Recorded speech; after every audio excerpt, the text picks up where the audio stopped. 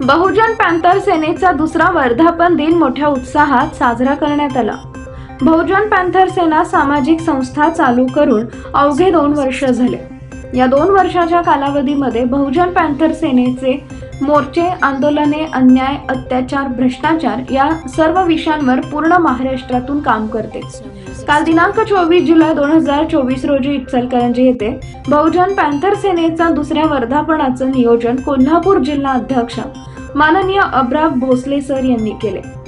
बहुजन panther सेनेच्या कार्यक्रमाची सुरुवात इचलकरंजीतील महापुरुषांना मानवंदना देऊन रॅली काढण्यात आली व त्यानंतर प्रबोधिनी हॉलमध्ये महापुरुषांचे फोटो पूजन करून व दीप प्रज्वलन करून कार्यक्रमाची सुरुवात करण्यात आली।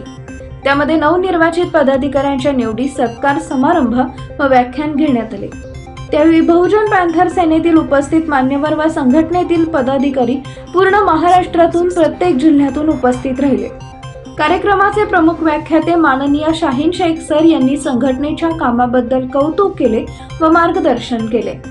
त्यानंतर बहुजन पॅंथर सेनेच्या राष्ट्रीय उपाध्यक्ष संगीताताई कवाळे यांनी सर्वांचे आभार व्यक्त केले।